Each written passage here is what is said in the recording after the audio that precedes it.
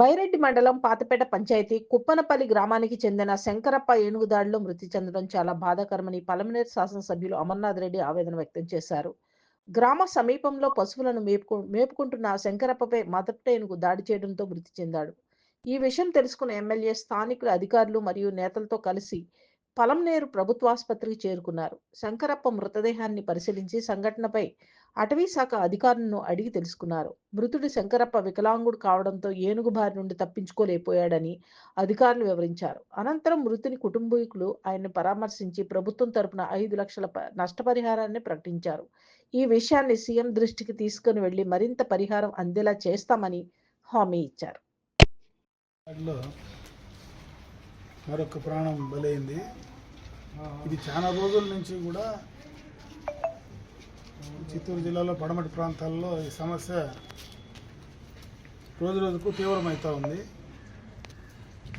ఈరోజు ఒక రైతు, శంకరప్ప అనే రైతు, అడవి వార బావి దగ్గర ఉంటే అతని ఆవులు తప్పిపోతే దాన్ని వెతకడానికి బావి దగ్గరికి పోతే అక్కడ ఒంటరేనుగు దాడి చేసి ఆయన ప్రాణాలను తీసుకున్నటువంటి దుర్ఘటన జరగడం కూడా చాలా ఇబ్బందికరమైనటువంటి పరిస్థితి. దీనికి పర్మనెంట్ పరిష్కారం కూడా ప్రభుత్వ పరంగా చేయాలనేటువంటి ఆలోచన ప్రభుత్వం నుంచి ఉంది. అయితే ఈ దాడిలో ఆస్తి నష్టాలు, ప్రాణ నష్టాలు రోజు రోజుకు పెరిగిపోతున్నాయి. ఒక పక్క దొరికినప్పుడు ప్రాణ నష్టం, ప్రాణం పోయిన తర్వాత ప్రాణం తేలేం, కానీ ప్రభుత్వం నుంచి ఏదో ఎక్స్గ్రేషియా ఇచ్చి చేసేటువంటి కార్యక్రమం మాత్రం చేసే పరిస్థితి కనపడుతూ ఉంది. ఈరోజు శంకరప్ప కూడా ఇప్పుడే నేను అధికారులతో కూడా మాట్లాడడం జరిగింది. 5 లక్షల రూపాయలు దానికి సంబంధించినటువంటి ఎక్స్గ్రేషియా ఇచ్చే ప్రయత్నం అయితే ప్రభుత్వం నుంచి చేయగలం. అయితే ఆ ప్రాణాన్ని తిరిగి తీసుకొచ్చేటువంటి పరిస్థితి అయితే లేదనేది ఈ సందర్భంగా బాధతో చెప్పాల్సినటువంటి పరిస్థితి వస్తాం. ముఖ్యంగా ఆస్తులకు సంబంధించి చూస్తే ఆ పంటలు పూర్తిగా కూడా నాశనం చేస్తాం.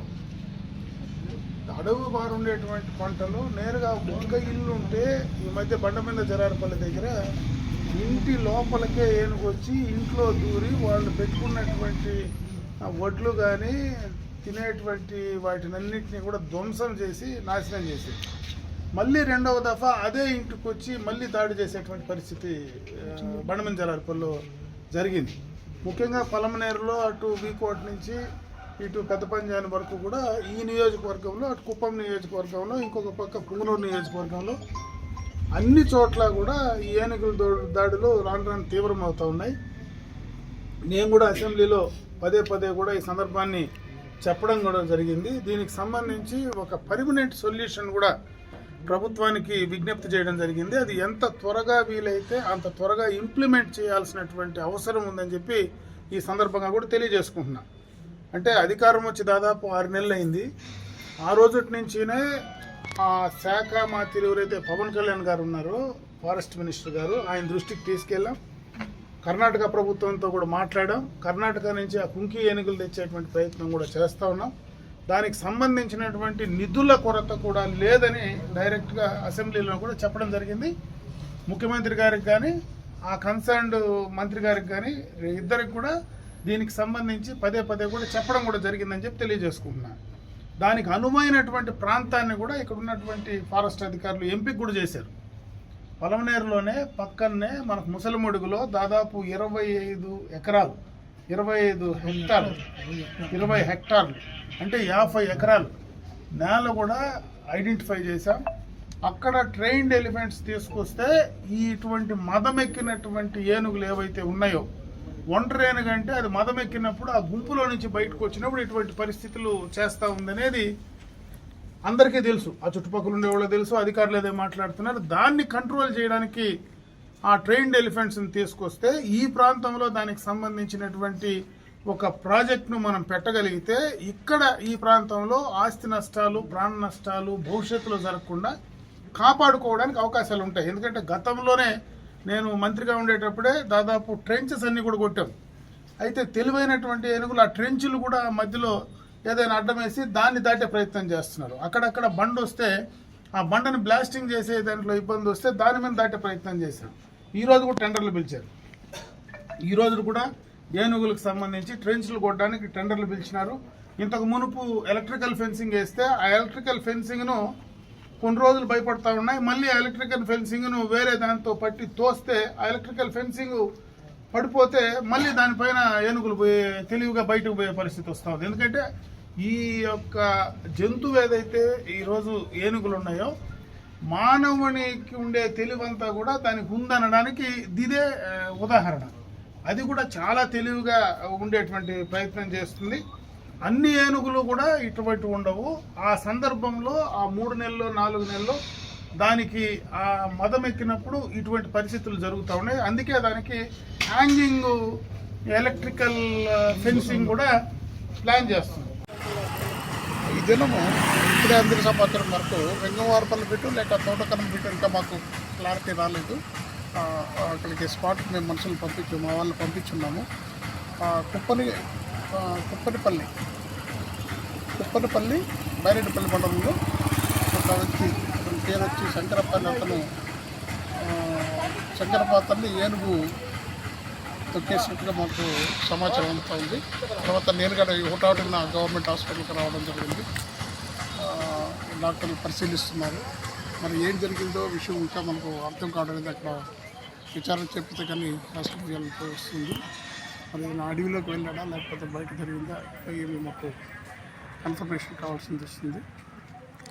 ఇంకా కాసేపట్లో మాకు అన్ని వివరాలు వస్తుంది. శంకరప్ప మృతి చెందాడనేసి డాక్టర్లు ఇదివరకే చెప్పారు సార్. అది దానిపైన ఇప్పుడు వాళ్ళకి ఏమన్నా మీరు సంఘీభావం తెలుపుతారా, లేదంటే ఏదైనా ఆర్థిక సహాయం ఏమన్నా ఉంటుందా సార్? ఈ విషయాన్ని మేము పై అధికారుల దృష్టి తీసుకెళ్తాను. మరి పై అధికారులు ఎలా కండిషన్ తీసుకుంటే అలాగా ఫాలో అవుతాం. తాలూకా బైరెడ్డిపల్లి మండలం కడమనొత్తం పోస్ట్ కుప్పనపల్లి గ్రామం పాతపేట పంచాయతీ. మా పేరు జి దినకర బాబు. మా చిన్న ఆయన అతను ఊరి పక్కలో పొలం పక్కలో పని చేస్తూ ఉంటే 2 ఆవులు పట్టుకుంటే మేపుతూ ఉంటే ఒంటరిగా ఒక ఏనుగు వచ్చి దాడి చేసి ఆయన కొంచెం పరిగెత్తలేకపోయాడు తొందరగా. దాన్ని ఇంకా ఏనుగు చిక్కేసుకొని ఏనుగు అతని పైన దాడి చేసి ఆయన తీవ్రంగా గాయపరిచి ఆయన ఈ విధంగా. ఆయన పేరేమి, ఎప్పుడు జరిగింది? ఆయన పేరు జి శంకరప్ప. పొద్దున్న 7 గంటల ఆ ప్రాంతంలో జరిగింది. హాస్పిటల్కి తీసుకెళ్లారనా? హాస్పిటల్కి మాకు బైరెడ్డిపల్లి దగ్గర పిహెచ్సి దగ్గర తీసుకుపోతే ఆడ ప్రథమ చికిత్స చేసినారు. అటు నుంచి ఇక్కడ పొలంనేరు పోసినాము. పొలంనేరులో చూసి ఈ విధంగా చెప్తా ఉన్నాం. ఆయన ఏనుగు వచ్చి తొక్కేటప్పుడు అరుపులు ఏమైనా చేయలేదా? పక్కన ఇద్దరు పోయిండ్రి. అతను మా బామర్ది పిల్లడు, ఆయన ఇద్దరు పోయింటే ఆయన అరే నువ్వు పదరా అంటే వాడు పరిగెత్తేసినాడు. ఆయన పరిగెత్తలేకపోయినాడు. దాన్ని ఇంకా ఆయన ఆ ఏనుగు చిక్కిపోయింది. ఎన్ని ఏనుగులున్నా? ఒంటరి ఏనుగు. వెంగమారపల్లి కడతాటపల్లి రాత్రి పొలాలపై దాడి చేసుకొని మళ్ళీ మా ఊరికి వచ్చింది. అధికారులు ఏమంటున్నారు? అధికారులు దీనిపైన ఏమీ స్పందన లేదు. చేస్తూనే ఉంటాం అప్పుడప్పుడు.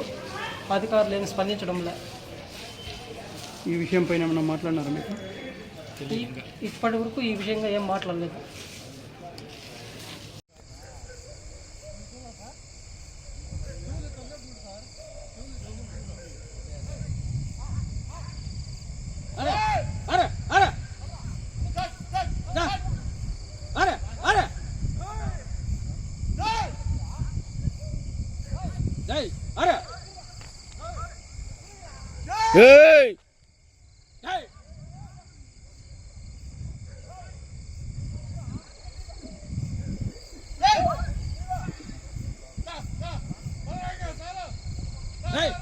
తిరిగి చూడు